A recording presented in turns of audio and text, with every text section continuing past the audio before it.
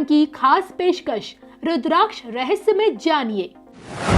कौन सा रुद्राक्ष शरीर को रखता है स्वस्थ? कौन सा रुद्राक्ष करता है परेशानियों का अंत? कौन सा रुद्राक्ष नहीं होने देता है धन की कमी? कौन सा रुद्राक्ष दिलाता है सफलता? बता रहे हैं आचार्य राकेश चतुर्वेदी जी। नमस्कार, धन ज्ञान के दर्शकों का एक बार फिर से स्वागत है। हमेशा की तरह मैं कविता राणा, मेरे साथ आचार्य राकेश चतुर्वेदी जी। नमस्कार कविता जी, नमस्कार दर्शकों। रुद्राक्ष रहस्य में आज हम आपको बताने जा रहे हैं कर्क राशि वाले जातकों के बारे में। आपके बारे में बताएंगे कि अगर आपको अपनी सेहत के लिए, अपने आर्थिक पक्ष के लिए, अपने काम कारोबार के लिए कौन कौन सा रुद्राक्ष, जो कि शिव शक्ति का अंश माना जाता है, धारण करना चाहिए और क्यों। और इसके साथ साथ ये भी आपको बताएंगे कि रुद्राक्ष धारण करते समय क्या नियमों का भी पालन करना चाहिए और इसे धारण करने के बाद क्या क्या सावधानी भी अपने जीवन में बरतनी चाहिए। तो आइए सबसे पहले आचार्य जी से ये समझने की कोशिश करेंगे कि शिव शक्ति के इस अंश के बारे में रुद्राक्ष आखिर है क्या। देखिए कविता जी, जो विशेष करके शास्त्रों में 11 रुद्रों का वर्णन होता है, 11 रुद्री शिव के प्रभाव को देखा जाता है। उनमें से जो समस्त रुद्र शक्तियां हैं क्या, पहली चीज तो आप ये समझिए। रुद्र शक्तियों में प्रकृति की शक्ति के साथ साथ हमारे इस धरा पर मौजूद वह सारी ब्रह्म शक्तियाँ, जिसमें हम भूत प्रेत पिशाच डाकिनी शाकिनी जितनी भी शक्तियाँ हम कह लें, यह आपने भी सुना होगा कि शिव के सबसे बड़े गण यही थे जी। और आज के जीवन में भी विज्ञान कितना भी आगे बढ़ जाए या कितना भी ग्रोथ कर जाए, लेकिन जब बात आती है सुपर नेचुरल पावर की, तो वहाँ विज्ञान फेल हो जाता है। बिल्कुल। और कई जगहों पर यह देखने को मिला और भगवान भोलेनाथ ने तो साक्षात दिखाया है कि उस समय त्रासदी के समय मंदिर के दीवार पर खरोंच तक नहीं आई। इतनी बड़ी त्रासदी थी, एक चट्टान ने आके बिल्कुल कि बड़े बड़े पहाड़ वहां पर टूटकर बह गए, गंगा में जल में प्रवाहित हो गए, जल विहीन हो गए। लेकिन वहां एकदम से वीराने में पड़ा एक मंदिर, जिसकी दीवारों पर भी खरोच नहीं आ पाया और इतने बड़े बड़े पत्थर आकर उस दीवार से रुककर वहां पर ठहर गए थे। तो कहने का अभिप्राय यह है कि रुद्राक्ष जो है, अगर आप किसी भी तरीके से आपको लगता है कि आपके ऊपर किसी तरीके का तंत्र हो सकता है या तंत्र किया गया है, या आप कहीं बाहर जाते हों या जैसे आप घर में रहते हों, आप डर लगता है या आप बहुत ज़्यादा भय खाते हों, तो उन सभी रुद्रों से रुद्राक्ष रक्षा करता है। उस रुद्राक्ष में प्रेत भी समाहित है, उस रुद्राक्ष में शिव भी समाहित है, उस रुद्राक्ष में परम ब्रह्म भी समाहित है। तो रुद्राक्ष ऐसे ही नहीं सर्व और सर्वोच्च माना गया है, क्योंकि इसमें सभी तरीके के जो भी रुद्रीय शक्तियां हैं, जो भी रुद्र शक्तियां हैं धरा की, वह सब समाहित है कविता जी, और इसीलिए इसका स्थान सर्वोत्तम माना जाता है जी। तो अब आगे बढ़ते हैं।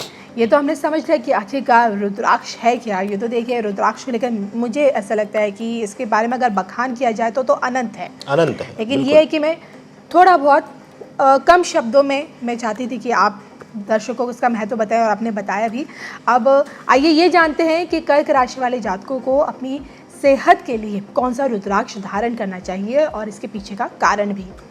देखिए, कर्क राशि और कर्क लग्न के जातक चंद्रमा प्रभाव में जीते हैं और इनके साथ हमेशा देखने को मिलता है कि मस्तिष्क या मन संबंधी बीमारियां इनको परेशान करती हैं। मानसिक पीड़ा, मस्तिष्क संबंधी बीमारियां, इन सब तरीकों से इनको दिक्कत होती है।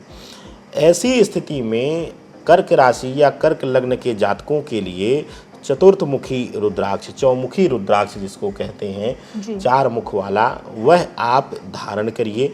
और इसको नियम के साथ अगर आप कर्क राशि के जातक धारण करते हैं कविता जी, तो किसी भी तरीके की मानसिक पीड़ा, कोई भी आपका मानसिक उत्पीड़न नहीं कर सकता है, कोई आपको मानसिक रूप से दबा नहीं सकता है। आपका मन स्थिर रहेगा, मन चंचलता की तरफ नहीं जाएगा। आप अपने जीवन में जुड़े हुए निर्णय को आसानी पूर्वक ले पाएंगे। आपके अंदर आत्मविश्वास, आत्मबल भर देगा चतुर्थमुखी रुद्राक्ष। कविता जी, अगर बात हम इनके काम कारोबार को लेकर करें तो इनके कार्य क्षेत्र में इनकी बढ़ोतरी के लिए कौन सा रुद्राक्ष इन लोगों को पहनना चाहिए? देखिए कविता जी, कर्क राशि वालों के लिए अगर आप कार्य क्षेत्र के लिए हमसे पूछते हैं तो कार्य क्षेत्र के लिए इनको 12 मुखी रुद्राक्ष इनको बहुत ही ज़्यादा शुभता देगा जी। वह इसलिए कि 12वां जो रुद्राक्ष है, 12 मुखी जो रुद्राक्ष है, इनको हर तरीके के हर प्रभाव से मुक्त करेगा। सबसे बड़ी दिक्कत आती है इनके साथ कविता जी, इनके अंदर है वह शक्ति, इनके अंदर वह काबिलियत है कर पाने की, लेकिन इनको खुद को आभास नहीं होता है, या कह लें कि यह मानसिक रूप से अपने आप को बहुत कमज़ोर समझते हैं। इनके अंदर खुद नहीं विश्वास आएगा कि मैं यह चीज़ कर सकता हूँ। ऐसी स्थिति में इनके लिए इनके कार्य क्षेत्र में, इनके व्यापार क्षेत्र में, इनके पदोन्नति में, इनके नौकरी पाने में हर जगह पर कुछ न कुछ रुकावट आप देखते हैं। तो कर्क राशि और कर्क लग्न वालों के लिए अगर आप 12 मुखी रुद्राक्ष धारण करते हैं तो आपके लिए आपके कार्य क्षेत्र, आपके व्यापार, हर जगह पर आपको इसकी शुभता मिलेगी और इसका अद्भुत लाभ देखने को मिलेगा। कविता जी, चलिए, ये तो बात हुई इनके कार्य क्षेत्र को लेकर। अगर इनकी धन संपदा को लेकर बात की जाए तो उसकी बढ़ोतरी के लिए, धन धान्य की बढ़ोतरी के लिए कौन सा रुद्राक्ष इन लोगों को पहनना चाहिए? देखिए, धन धान्य के लिए अगर कर्क राशि और कर्क लग्न के लोगों के लिए बात करें तो यहाँ पर इनके लिए सबसे शुभ माना जाता है 14 मुखी रुद्राक्ष। 14 मुखी रुद्राक्ष हर तरीके से हर मनोइच्छा को पूर्ण करने वाला रुद्राक्ष है। अगर इसका नित्य नियम पूजन किया जाए तो यहाँ पर यह आपकी हर इच्छा पूरी करेगा और आपके घर में माँ लक्ष्मी की, भगवान भोलेनाथ की, माँ पार्वती की विशेष अनुकंपा, विशेष कृपा आपके कुटुंब पर बरसेगी। इस तरीके का प्रभाव 14 मुखी रुद्राक्ष कर्क राशि और कर्क लग्न वालों के लिए देता है। कविता जी, चलिए, अब तक तो हमने चतुर्वेदी जी से ये जाना कि सेहत, कार्य क्षेत्र और धन धान्य के मामले में आपको कौन कौन से रुद्राक्ष धारण करने चाहिए और उसके पीछे का कारण भी आप लोगों को हमने बताने की भरपूर कोशिश की है। अब इसी के साथ हम आगे बढ़ते हैं और आपको ये भी बताते हैं कि आखिरकार रुद्राक्ष धारण करते समय किन नियमों का पालन करना ज़रूरी होता है, बताइए। देखिए कविता जी, अब तक लगभग हम सभी नियमों को बता चुके हैं। अब आते हैं कुछ विशेष नियमों के लिए और दर्शकों से भी अनुरोध है कि अगर आप इससे पहले इसके बाद की वीडियोस ज़रूर देखें और नहीं शुरुआत में तो लास्ट में नियम ज़रूर देख लें, क्योंकि हर वीडियोस में आपको कुछ ना कुछ अलग मिलेगा। यहाँ पर आपको बताते हुए चलें कि जब हम रुद्राक्ष धारण करने जाते हैं तो मन में यह विचार आता है कि अब ये इसको पहने किस में, धारण किस में करें। पहली चीज़ कि आप इसको स्वर्ण में कभी नहीं पहनेंगे जी। सोने में आप इसको भूलकर भी धारण मत करिएगा रुद्राक्ष को। दूसरी बात आती है कि अगर आप इसको साथ इसके धारण करने के लिए धागे का प्रयोग करना चाहते हैं तो वह सिर्फ 3 रंग के धागों का प्रयोग आप करेंगे। पहला, आप श्वेत रंग जो शिव को प्रिय है जी। दूसरा, आप लाल रंग का प्रयोग करेंगे।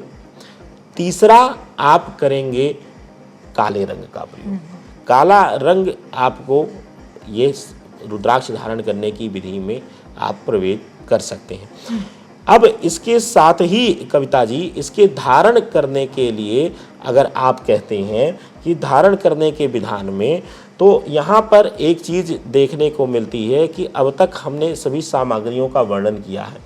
अगर उनमें से कुछ भी ना मिले आपको और घर में सफ़ेद चंदन की लकड़ी हो, देखिए मैं बाजार के सफ़ेद चंदन पाउडर को मैं अहमियत इसलिए नहीं देता हूँ कि वह प्योर मिलावट होता है। आप सफ़ेद चंदन को, लकड़ी को पत्थर पर घिस लीजिए और उसके बाद उसी से रुद्राक्ष का अभिषेक करिए, उसको शिव रूप मानकर, शिवलिंग का रूप मानकर, और फिर उसको स्वच्छ जल से उसको साफ करके उस पर वही चंदन फिर से अर्पित करके चढ़ाकर और अपने आप को भी जो ईश्वर के लिए चंदन आपने घिसा था, उसी चंदन से अपने आप को तिलक करके और रुद्राक्ष को आप धारण कर लीजिए। अगर इस विधान से आप करते हैं तो आपके लिए वह रुद्राक्ष हमेशा एक कवच बनकर रहेगा, आपके आगे वह हमेशा रहेगा। किसी भी तरीके की आपत्ति विपत्ति पड़ने पर वह रुद्राक्ष साक्षात रुद्राक्ष जीव माना गया है, वह जीवित शक्ति माना गया है कविता जी। तो वह जहाँ भी आपके ऊपर विपत्ति इत्यादि आएगी तो वह सबसे आगे आकर उसको संभाल लेगा। चाहिए जाते जाते बस यही जानना चाहूँगी, क्या नहीं करना चाहिए रुद्राक्ष धारण करने के बाद सावधानियाँ के तौर पर? देखिए, रुद्राक्ष जब आप धारण करते हैं तो आपके लिए नित्य कर्म बहुत ही जरूरी हो जाता है। नित्य कर्म का मतलब यहाँ पर अभिप्राय आ जाता है सनातन में कि हम शायद अपने मूल नित्य कर्म धर्म से दूर होते जा रहे हैं। हमारी हैबिट होती जा रही है कि हम 12 बजे उठेंगे, हम 2 बजे उठेंगे सोकर। लेकिन जब आप रुद्राक्ष धारण करते हैं तो आपको प्रातः काल आपको स्नान इत्यादि करके, मैं कहता हूँ स्नान अगर आप नहीं कर सकते हैं, स्वास्थ्य खराब है या किसी तरीके की दिक्कत है या असमर्थता है, मानसिक रूप से आपकी असमर्थता है, तो वहाँ पर भी स्नान को वरीयता नहीं दी गई है। शास्त्रों में कहा गया है कि आंतर मन शुद्धि, आंतर शुद्धि ही असली शुद्धि है। तो आप वर्षों ना नहाएं, लेकिन अपने अंतर आत्मा को, अंतर मन को शुद्ध करके अगर आप बैठते हैं तो आपके लिए कोई दिक्कत नहीं है।